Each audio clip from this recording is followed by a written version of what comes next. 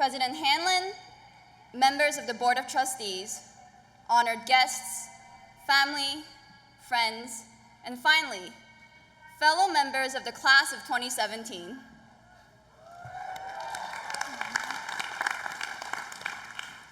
In the past few months, we've all been constantly told to look toward the future, asked about where we'll be moving to after graduation, and what our 2-year or 5-year or a 10-year plan is.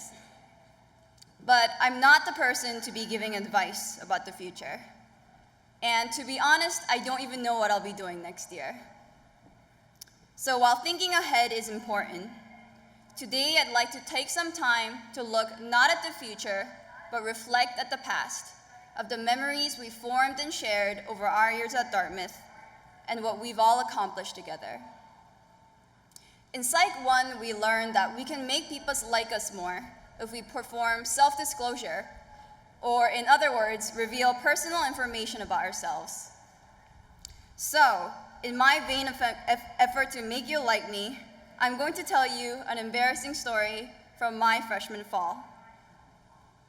I had signed up for my first volunteer trip with the Tugger Foundation and was told to meet inside their building, described as the White House next to FOCO. So I walked up to FOCO, I saw a White House next to it, and promptly knocked on the doors of Psi U. Now, I'm sure that many of us share similarly embarrassing stories throughout our time at Dartmouth, but I'm also willing to bet that not many of us would take them back. Because during my time here, I've learned that Dartmouth students are above all unabashedly themselves, fierce, and unafraid to carry themselves with a sense of levity and humor. Now that you hopefully like me a little bit, I can say that when I first sat down to write this speech, it was the same day that I started cleaning out my room in preparation for the inevitable college move-out. Amidst the chaos, I found many remnants of Dartmouth past. Pom-poms from the 2013 homecoming, Murano gift cards, ticket stubs for hop events, a total of 38 fortune cookie fortunes from various free food events around campus, and a candy wrapper from a streaked final. What stood out to me the most was the letter to myself we all had to write during first-year trips to be delivered to us many months later. On top of the letterhead read the Dr. Seuss quotation, "Today you are you, that is truer than true. There is no one alive who is youer than you." An excerpt that is especially fitting as we celebrate the culmination of our you-ness at Dartmouth.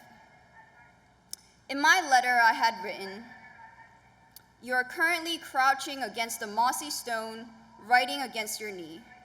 It was an exciting 4 days, and I hope it'll be an exciting 4 years. Looking back, I can say with confidence that it truly was."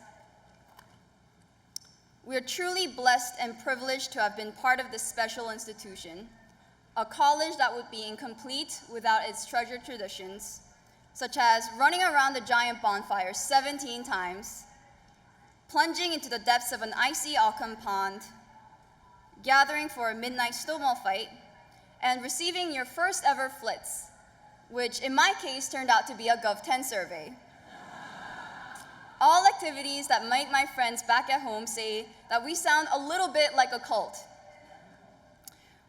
In Dartmouth, it is also an institution that has taught us much. At Dartmouth, I learned to revel in my accomplishments, be satisfied with moments of mediocrity, and at times, appreciate what others might call failures. My Dartmouth education led me to discover my love for writing, my inability to swim or dance, and things I can and cannot do in between. In 2067, when many of us head back to this very green for our 50th reunion, I can't say with certainty that I'll remember that whales evolved from prehistoric deer, or that it takes about 40 minutes to sort a deck of cards using bubble sort.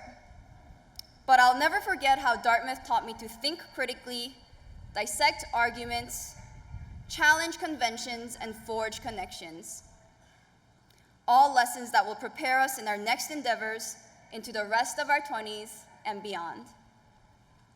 Lastly, if I, in my inexperienced 22-year-old glory, may impart just one tidbit of advice, please be kind to others, and just as importantly, be kind to yourselves. Because as high-aspiring, high-achieving Dartmouth students, we often focus on our imperfections and can be our own worst critics. But know that today, we are surrounded by people who love us and believe in us. Parents, relatives, friends, and educators that have gathered to celebrate our special day with us. Now, our time here will soon come to an end, but I truly hope that our future holds experiences as rich as those we've shared in these past 4 years. Congratulations, class of 2017.